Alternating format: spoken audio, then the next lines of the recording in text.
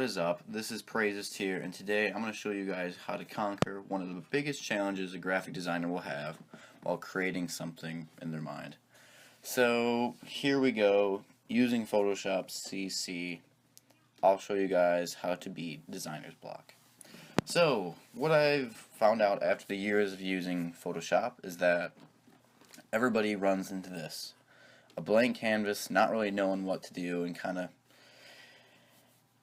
just stuck. So this is just like a Twitter header dimensions or whatever, but everyone gets to this point, they're like, well, I can just slap some text on here and maybe it'll turn out okay. But the best way to avoid getting stuck, especially when it comes to this type of stuff, is through these methods. So let's jump right into it, my friends. How to avoid designer's block. Okay, so the first couple tips, I'll whip them up right now, would be these. Go to dafont.com, okay?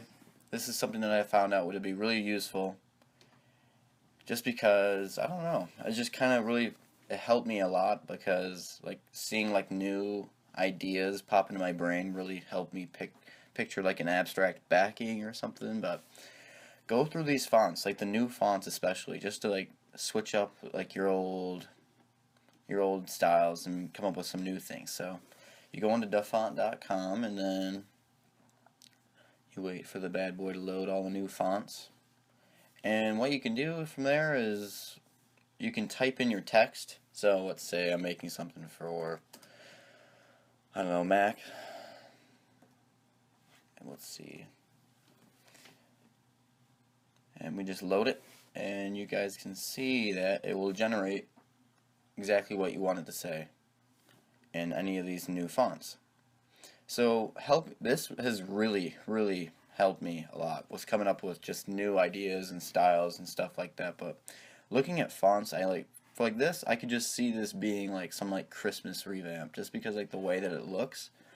And I just picture like just different things such as like the North Pole and like candy canes and all that crap for Christmas that nobody likes. But a lot of these things, such as like these fonts, and a lot of these you can just really take advantage of, just thinking of different styles. Like this, I see more of like a cyborg type of thing with like bright colors and black backgrounds and such. But this is a great way to get through a designer's block, especially when you're just starting, because I mean everyone gets that daunting black screen at first, but this is quite intimidating once you first start. So the next one would be real-world advertisements. So the other day I went to a hockey game, and out of nowhere I kind of just saw this. Here, I'll find it for you. Great Lakes Invitational logo.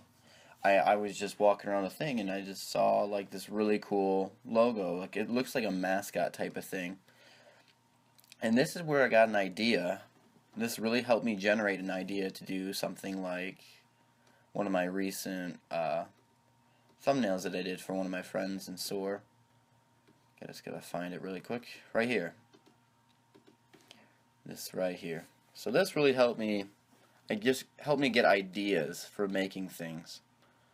So, and then like the backing, it was just something that I don't know, I just kind of duplicated the SoaR logo and then copy and pasted this, because like the entire thing is just made out of just this one render and then the SoaR logo.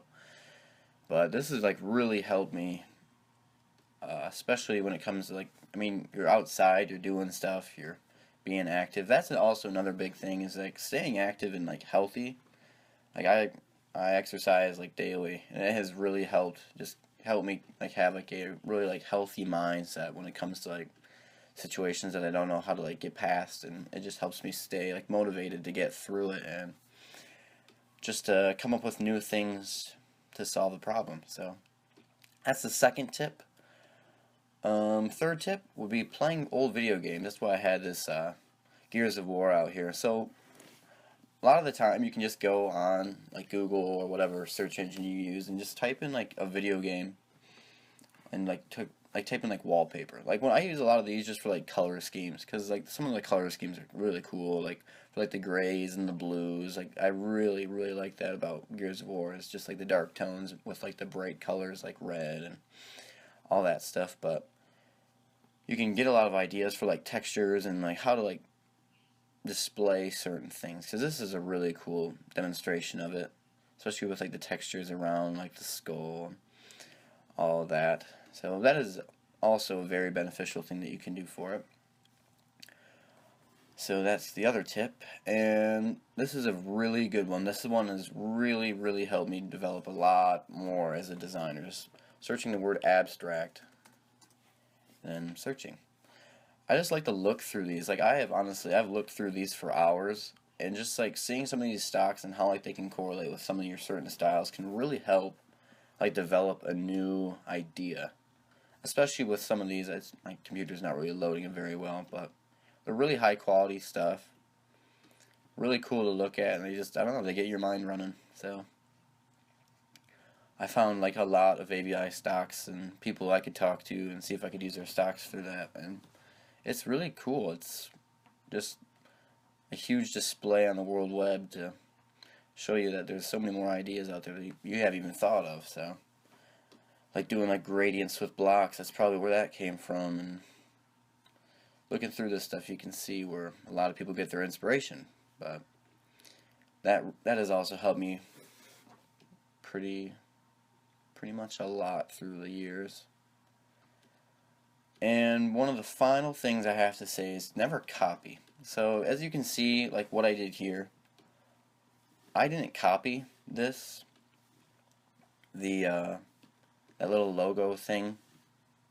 I saw like certain gradients and stuff like that, and I kind of like correlated along with like the form of the thing. But you never want to copy, because copying kind of, it like really limits your ability to think abstractly, and especially when it comes to things like this where you got to be creative just about every time with like my thumbnails and such. Like it's very important to have creativity in pieces instead of just copying, and then you can essentially get in trouble for copying, just copyright and all that stuff. But hopefully you guys enjoyed this. I mean, this is just a quick little video for you guys, but I know that a lot of people have been struggling with this, but seriously, DeFont, using this has been super helpful.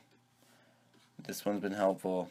All these are honestly super helpful, but the ones I'd normally use would be like these two, because like it's like sometimes I just like don't go out to like Detroit all the time or whatever, but these really helped me, especially when it comes to like difficult tasks, like starting like an entire portrait and just having no idea where to even start. So hopefully this has helped you guys, and I really appreciate the amount of feedback that you guys have been giving me, especially on my recent YouTube videos and just on Twitter. You guys have been like crazy supportive. I can't thank you enough. But I think we just passed 400 subscribers, if this thing will load today.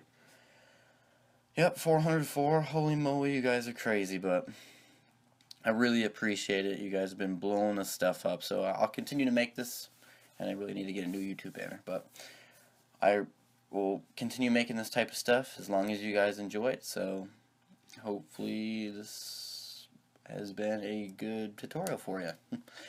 So anyways, have a nice new year, and I shall see you guys later. Peace.